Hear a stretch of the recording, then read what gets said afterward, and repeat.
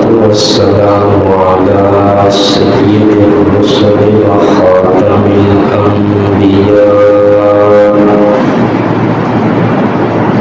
وعلى آله وأصحابه الأتقياء. أما بعد فأعوذ بالله من الشيطان الرجيم. بسم الله الرحمن الرحيم.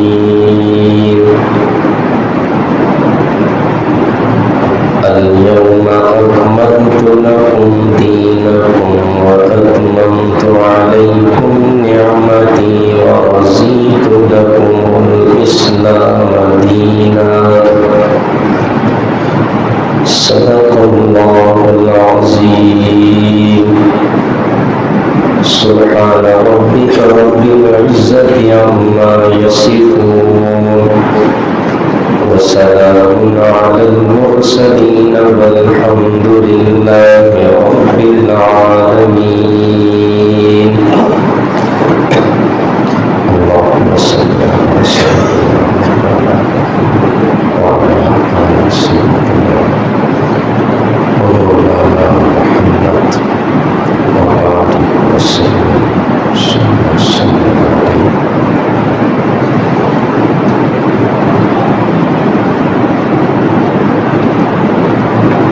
اللہ رب العزت کا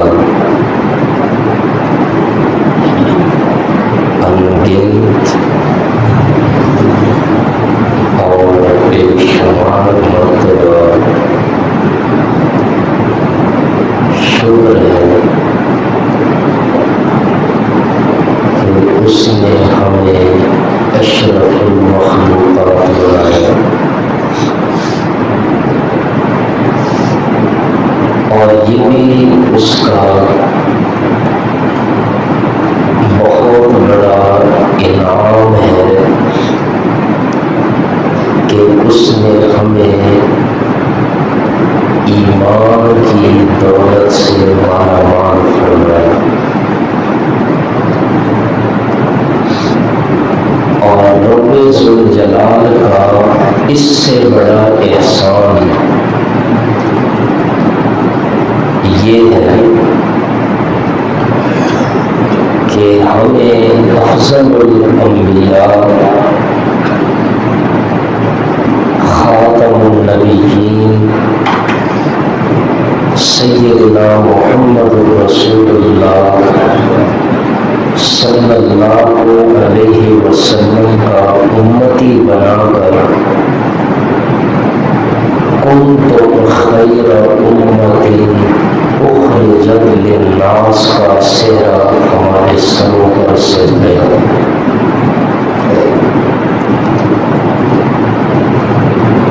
جو دین اسلام لے کر آدم علیہ السلام آئے تھے اور جو دین اسلام لے کر نوح علیہ السلام آئے تھے اور جو دین حضرت ابراہیم، حضرت اسماعیل، حضرت موسیٰ، حضرت ہارون، حضرت داؤد، حضرت سلیمان علیہ السلام لے کر آئے تھے، اس دین کی تکمیل اللہ نے اپنے آخری پیغمبر کی ذات گرامی پر فرمائی ہے.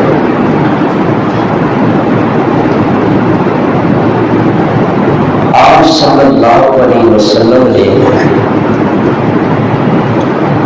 اس دین کو مسلسل 23 برس اپنے وجود مقدس کا لہو بہا کر طرح طرح کی تکالیف سہ کر لوگوں کے تانے سن کر مخلوق خدا تک پہنچایا.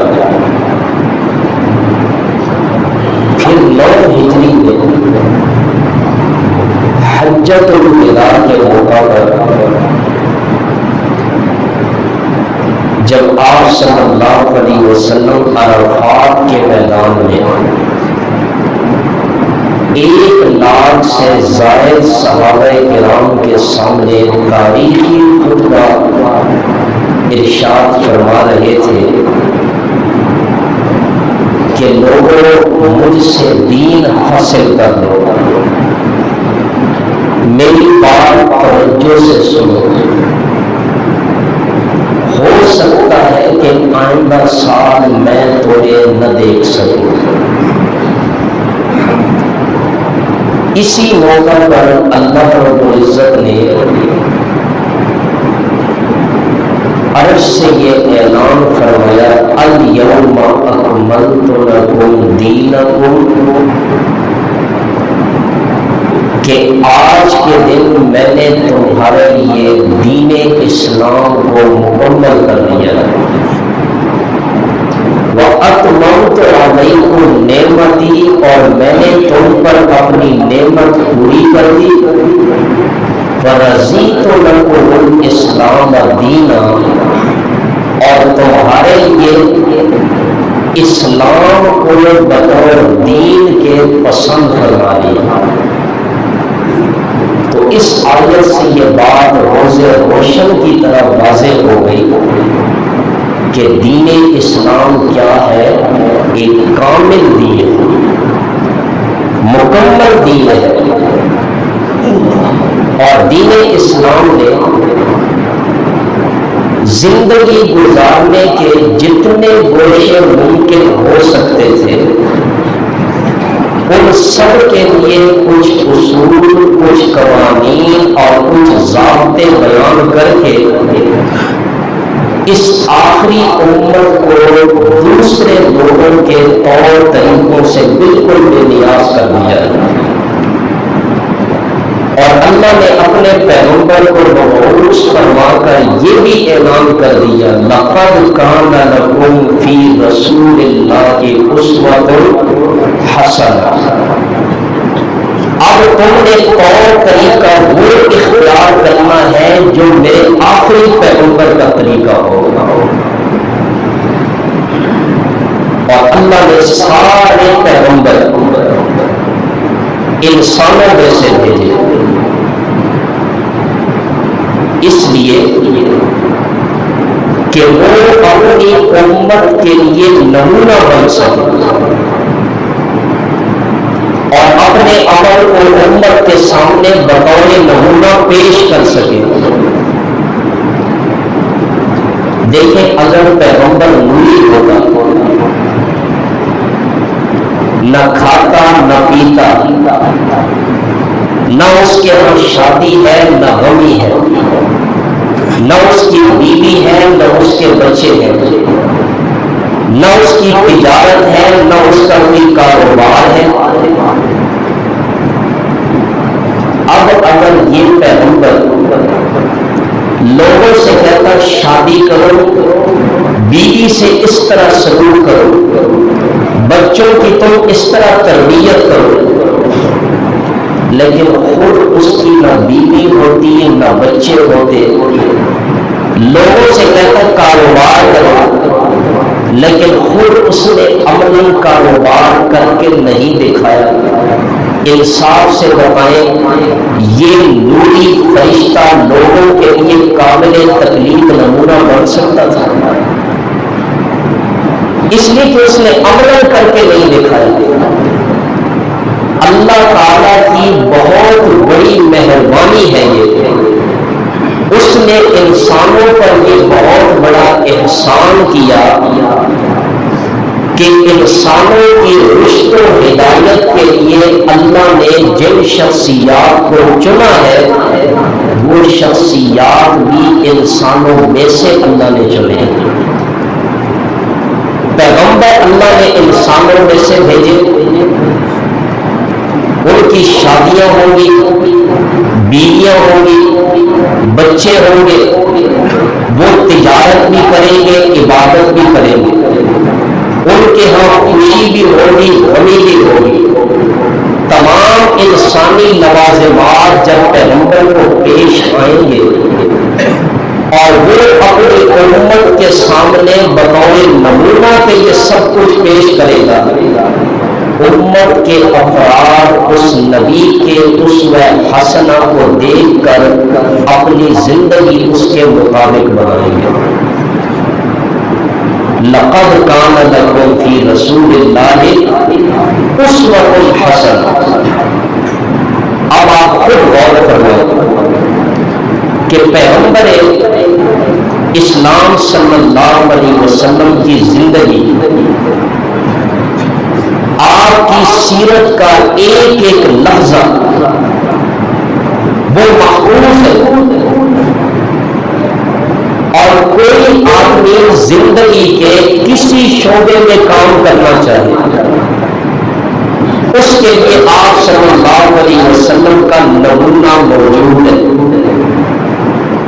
خوشی ہے، غمی ہے، سفر ہے، حضر ہے، تجارت ہے، عبادت ہے، نماز ہے، روزہ ہے، زکوٰۃ ہے، حج ہے، قربانی ہے،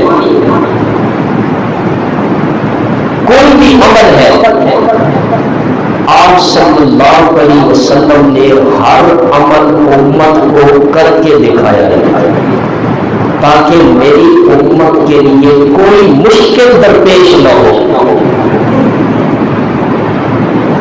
یہ تو میں نے بڑی چیزوں کا ذکر کیا۔ یقین کریں پیغمبر علیہ الصلوۃ والسلام کی سیرت اگر پڑھے، ایمانی نگاہ سے پڑھے تو انسان کے دل میں شکر کے جذبات پیدا ہو جاتے ہیں۔ ہمارے پیغمبر تو اتنے شفیق تھے کہ اپنی امت کو تھوکنے تک کے طریقے سکھا دیے۔ آپ نے فرمایا کعبہ کی طرف منہ کر کے مت تھوکا کرو۔ آپ نے فرمایا کعبہ کی طرف منہ کر کے پیٹ کر کے قضائے حاجت نہ کیا کرو۔ آپ نے ہمیں یہ بھی بتایا تم نے ناخن کس طرح کاٹنے، آپ نے ہمیں یہ بھی بتایا تم نے بیت الخلاء میں داخل ہونا ہے تو کس طرح، بیت الخلاء سے نکلنا ہے تو کس طرح۔ آپ نے ہمیں یہ بھی بتایا مسجد میں داخل ہونا ہے تو پہلے کون سا قدم مسجد میں رکھنا ہے، باہر نکلنا ہے تو کون سا قدم پہلے رکھنا ہے۔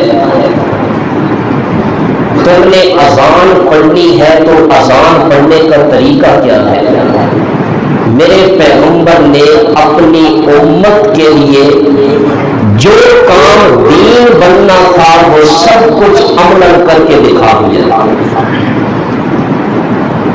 آپ یوں سمجھ لیں کہ پیغمبر انسانوں کو زندگی گزارنے کا ڈھنگ بتانے کے لیے آتا ہے کہ حقیقت میں جو زندگی ہے جس کو انسانیت کہتے ہیں وہ صحیح معنوں میں انسانیت کی زندگی گزارنے کا ڈھنگ انسان کو پیغمبر ہی بتاتا ہے۔ یہ جتنی باتیں میں نے کی ہیں اگر یہ باتیں درست ہیں اور یقیناً درست ہے کہ پیغمبر صلی اللہ علیہ وسلم کی زندگی کا ہر ہر لفظہ محفوظ اور قابل عمل ہے، اور یہ بات یقیناً درست ہے کہ پیغمبر کی پیروی کا نام ہی دین ہے، تو پھر یہ حقیقت بھی تسلیم کرنی پڑے گی کہ عمل بھی وہی دین بنے گا جو پیغمبر علیہ السلام کی سنت کے مطابق ہوگا۔ کیوں انصاف سے بتائیں پیغمبر نے دین کا کوئی ایسا شعبہ بھی ہے جس کی وضاحت نہ کی۔ اب اگر کوئی شخص کوئی نیکی کا کام، کوئی ثواب کا کام کرنا چاہتا ہے اور وہ کام پیغمبر علیہ السلام کے زمانے میں نہیں تھا، خلفائے راشدین کے سنہری دور میں بھی اس کا وجود نہیں تھا، صحابہ کرام نے اس عمل کو نہیں کیا۔ آج 14 صدیاں گزرنے کے بعد کوئی شخص اس عمل کو ثواب سمجھ کر کرتا ہے تو یاد رکھیں یہ شخص سراسر غلط فہمی میں مبتلا ہے، دھوکے میں مبتلا ہے۔ یہ کام ثواب نہیں بنے گا بلکہ کیا بن جائے گا؟ بدعت بن جائے گا۔ بدعت کی تعریف کیا ہے؟ آپ علیہ الصلوۃ والسلام نے ایک حدیث میں خود بیان فرمایا، من احدث فی امرنا ھذا ما لیس منہ فہو رد، جس نے ہمارے دین میں کوئی نئی بات ایجاد کی ہے۔ اللہ علماء کو بھی ہدایت نصیب فرمائے۔ بعض لوگ علماء کا گلہ کرتے ہیں۔ دیکھیں ہم اگر یہاں بیٹھتے ہیں تو اس جگہ کی ایک امانت داری ہے، اگر اس میں ہم خیانت کریں گے اللہ کے ہاں مجرم ہوں گے۔ علماء نے لوگوں کو بدعت کی تعریف میں اس طرح الجھا کے رکھ دیا ہے کہ عوام سمجھ نہیں پا رہی کہ بدعت کیا ہے، سنت کیا ہے۔ اسی حدیث کو لے کر کہتے ہیں کہ تم کہتے ہو جو بھی کام نیا ایجاد کیا جائے وہ بدعت ہے۔ پیغمبر علیہ السلام کے زمانے میں لائٹیں بھی تو نہیں تھی، پیغمبر علیہ السلام کے زمانے میں پنکھے بھی نہیں تھے، پیغمبر علیہ السلام کے زمانے میں یہ گاڑیاں بھی نہیں تھی۔ تم جو گاڑی پہ سفر کرتے ہو یہ چیز پہلے نہیں تھی، تم نے ایجاد کر لی، یہ بھی تو بدعت ہے۔ لا حول ولا قوت الا باللہ۔ ایک عالم دین ہو، قرآن و حدیث کا اپنے آپ کو عالم کہتا ہے اور اتنی بڑی احمقانہ بات کرتے ہوئے اس کو شرم بھی نہیں آتی ہے۔ عوام کے سامنے یہ کیسی بات کر لیں، اور جی پنکھا نئی چیز ہے یہ بدعت ہے، گاڑی نئی چیز ہے یہ بدعت ہے۔ پیغمبر علیہ السلام کے زمانے میں یہ سہولتیں نہیں کی، تم استعمال کرتے ہو، تم بھی بدعت کرتے ہو۔ اللہ کے بندے حدیث تو پڑھے، آپ میرے سامنے بیٹھے ہوئے، میں یہ حدیث پڑھنے لگا ہوں، آپ بھی اس حدیث کو سمجھ جائیں گے۔ پیغمبر علیہ السلام نے فرمایا جس نے ہمارے اس دین میں کوئی نئی چیز ایجاد کی وہ بدعت ہے۔ مجھے یہ بتائیں ہم جو گاڑی پہ سفر کرتے ہیں یہ ثواب سمجھ کر کرتے ہیں؟ ہم جو پنکھا چلاتے ہیں اس لیے چلاتے ہیں پوری رات ہمیں ثواب ملتا ہے؟ ہم جو لائٹیں جلاتے ہیں کیا اس لیے جلاتے ہیں کہ یہ ثواب ہے؟ یہ نئی چیزیں انسان کی ضرورت ہے، انہیں کوئی ثواب نہیں سمجھتا ہے۔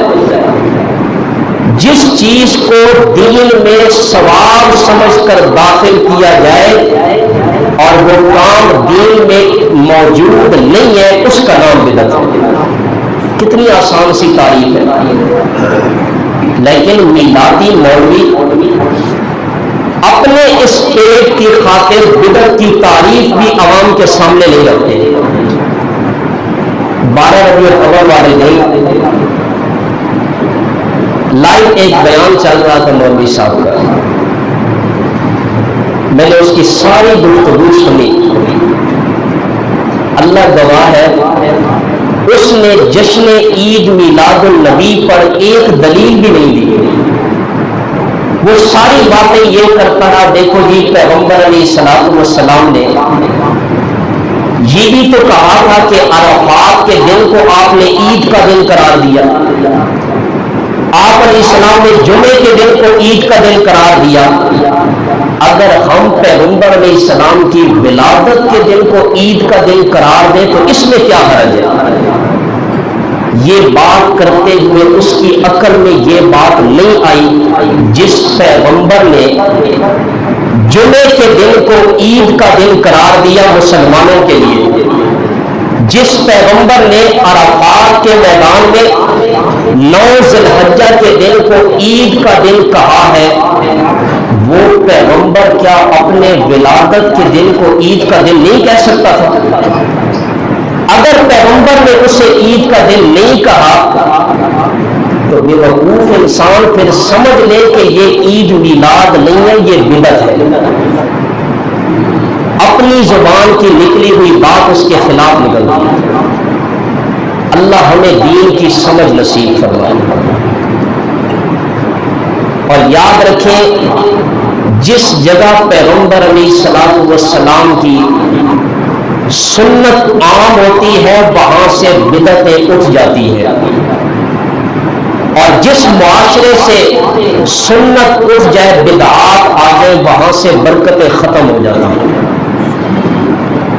تو میں عرض کر رہا تھا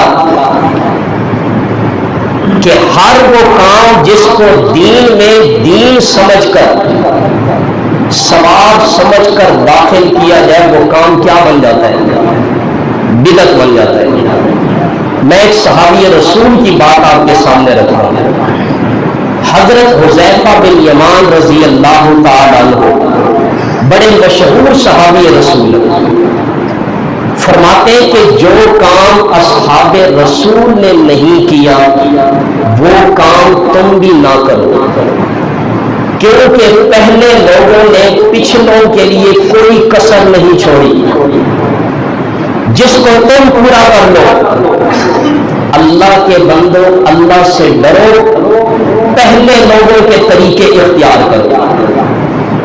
تو صحابی رسول نے ہمیں کیا بتایا کہ عمل ثواب کا وہی بنے گا جو کس سے ثابت ہو؟ پیغمبر علیہ السلام سے اور صحابہ سے ثابت ہو۔ حضرت عبداللہ ابن مسعود رضی اللہ تعالیٰ عنہ، یہ ان صحابہ کرام میں سے ہے جو سب سے پہلے اسلام لانے والے صحابہ تھے۔ خود فرماتے ہیں کہ مجھ سے پہلے صرف 5 بندے مسلمان ہوئے تھے، اور میرا 6واں نمبر ہے اسلام قبول کرنے والے صحابہ میں، اور نبی کریم صلی اللہ علیہ وسلم کے ساتھ اکثر زندگی کا حصہ آپ علیہ السلام کی خدمت میں گزرا ہے۔ آپ علیہ السلام کے جوتے مبارک، آپ علیہ السلام کی مسواک، آپ علیہ السلام کے وضو کا سامان اور مصلی، یہ عبداللہ ابن مسعود کے پاس ہوا کرتا تھا۔ اسی وجہ سے صحابہ میں مشہور ہو گئے تھے کہ عبداللہ ابن مسعود صاحب النعلین والسواک والوسادہ، اور نبی کریم صلی اللہ علیہ وسلم ایک مرتبہ عبداللہ ابن مسعود کو کسی ضرورت سے درخت پہ چڑھانے لگے، اور ان کی جو ٹانگیں تھیں وہ انتہائی دبلی پتلی۔ صحابہ نے ان کو درخت پہ چڑھتے ہوئے دیکھا، ٹانگیں پتلی ہے تو صحابہ ہنسنے لگے۔ اس وقت آپ علیہ الصلوۃ والسلام نے ارشاد فرمایا، عبداللہ ابن مسعود کی پنڈلیاں تو بڑی کمزور ہیں، قیامت کے دن جب یہ ترازو میں رکھی جائیں گی احد پہاڑ سے بھی زیادہ وزنی ہوں گے۔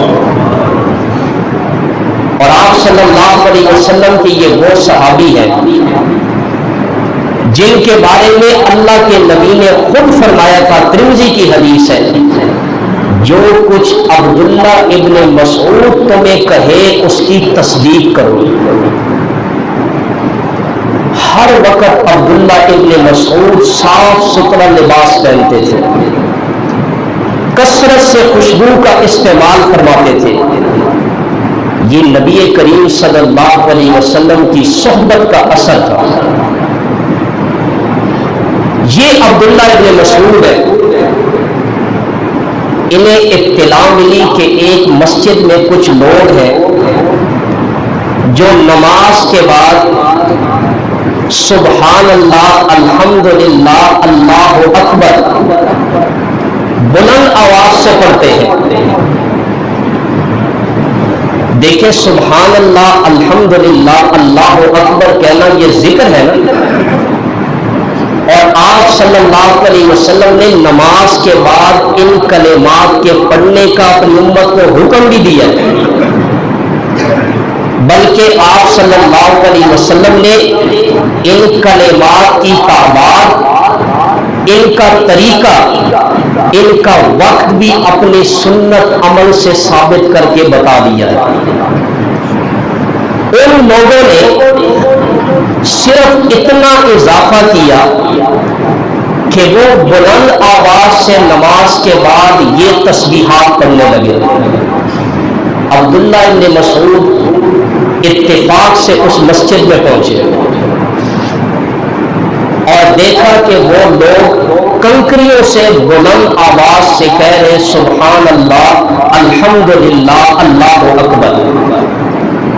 جس طرح ہمارے ہاں بعض لوگ فرض نماز کا سلام پھیرتے ہیں تو اس کے بعد اونچی آواز سے پڑھنا شروع کر دیتے ہیں لا الہ الا اللہ، جھوم جھوم کر پڑھتے ہیں، امام صاحب بھی نمازی بھی، اور کہتے کیا ہے او جی اللہ کا ذکر ہی تو کر رہے. افسوس سے تو کہنا پڑتا ہے کہ ہمیں دین اور اس کا صحیح طریقہ کسی نے سمجھایا نہیں ہے.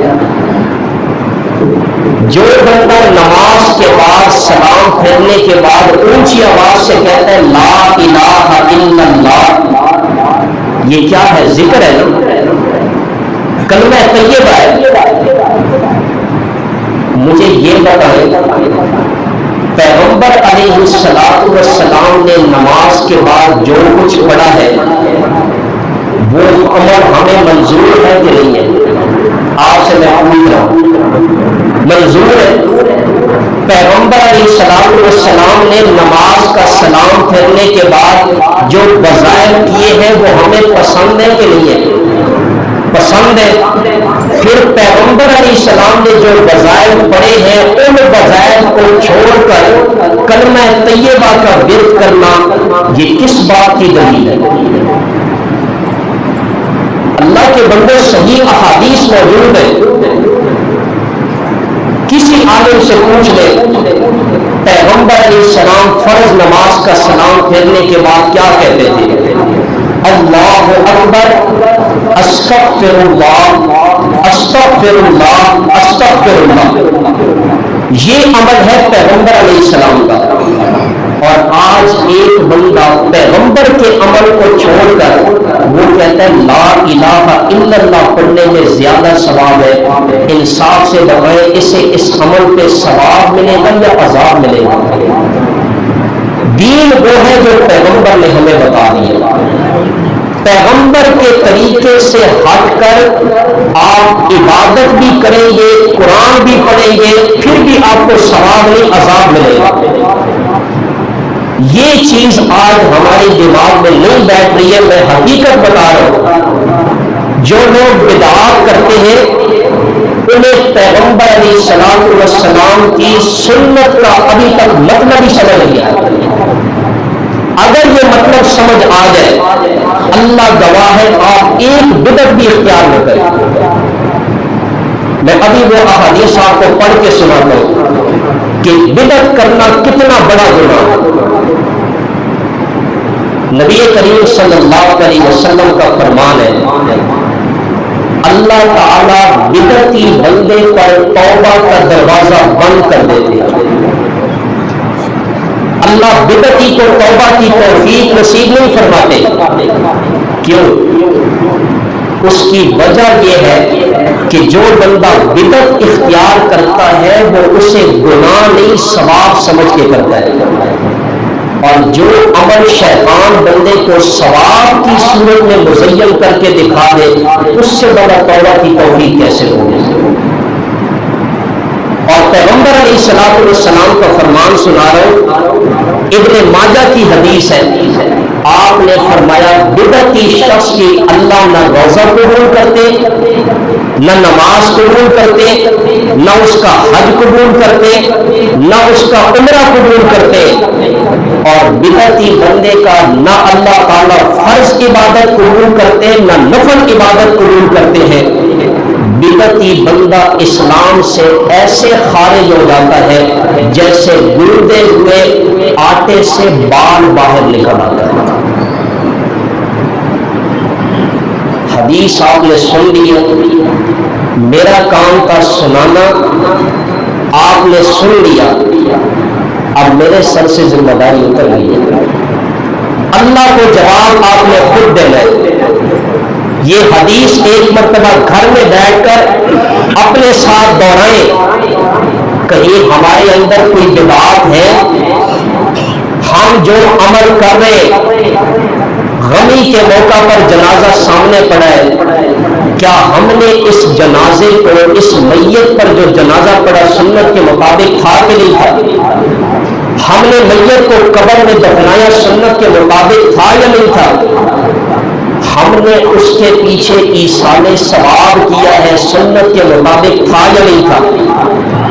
ہم نے شادیاں کی ہیں، کیا شادی کے موقع پر ہم نے نبی کی سنتوں کو اپنایا یا پس پش ڈالا؟ یہ سب کچھ سوچ لیں، اگر اس میں بدعت کا کہیں پر ذرہ آمیزش بھی ہے تو خدا کے لیے ان بدعات سے اللہ کے سامنے توبہ کرنا۔ ہماری کسی سے کوئی ضد نہیں ہے، ہم یہاں بیٹھ کر اس منبر کی امانت سمجھ کر آپ کو سب کچھ بتاتے ہیں، ہم نے اللہ کے سامنے جواب دینا ہے۔ ساری زندگی ہم نے مدارس میں پڑھا ہے، تم نے مدارس میں صدقے دیے ہیں، زکات دیے ہیں، اور ہم نے تمہارے تعاون سے مدارس میں پڑھا ہے۔ آج اگر ہم تمہیں حق نہیں بتائیں گے، کل قیامت کے دن اللہ کی بارگاہ میں ہم مجرم بن کے کھڑے ہوں گے، اس لیے یہ سب کچھ آپ کو حق بتا دیتے ہیں۔ اور آخری حدیث عرض کر کے بات ختم کرتا ہوں، جو بندہ بدعت اختیار کرتا ہے یہ اتنا بڑا بدقسمت انسان ہے، قیامت کے دن اس شخص کو جامع حوض کوثر سے پیغمبر علیہ السلام کے ہاتھوں سے جام پینا بھی نصیب نہیں ہوگا۔ اور حدیث بھی بخاری کی ہے، آپ صلی اللہ علیہ وسلم فرماتے قیامت کا دن ہوگا، میں سب سے پہلے حوض کوثر پہ پہنچ جاؤں گا، وہاں پہنچنے کے بعد کچھ لوگ میری طرف آئیں گے، میں کہوں گا یہ تو میرے امتی ہے، ان کو آنے دو، فرشتے انہیں روک لیں گے۔ آپ علیہ السلام پوچھیں گے یہ میرے امتی ہے، فرشتے کہیں گے انک لا تدری ما احدثوا بعدک، اللہ کے پیغمبر آپ نہیں جانتے آپ کے دنیا سے جانے کے بعد انہوں نے دین میں نئی نئی چیزیں ایجاد کی تھی۔ پیغمبر علیہ السلام یہ سن کر فرمائیں گے سحقاً سحقاً لمن غیر بعدی، ان لوگوں کو مجھ سے دور کر دو، دور کر دو جنہوں نے میرے جانے کے بعد میرے دین کو تبدیل کر دیا تھا۔ یہ ہے بدعتی بندے کے لیے وعید۔ تو میں عرض کر رہا تھا پوری تقریر کا خلاصہ یہ ہے کہ نبی کریم صلی اللہ علیہ وسلم جو دین لے کر آئے ہیں، دین اسلام وہ کامل دین ہے۔ آپ نے زندگی کا کوئی گوشہ ایسا نہیں چھوڑا جس کو آپ نے عملی طور پر امت کے سامنے نہ رکھا ہو۔ اب ہماری ذمہ داری یہ ہے کہ ہم اپنی زندگی کو پیغمبر اسلام صلی اللہ علیہ وسلم کے طریقے کے مطابق گزارے، وہی دین بنے گا اور اسی پر اللہ تعالی ہمیں آخرت میں اجر و ثواب دے گا۔ آخر دعوانا ان الحمد للہ رب العالمین۔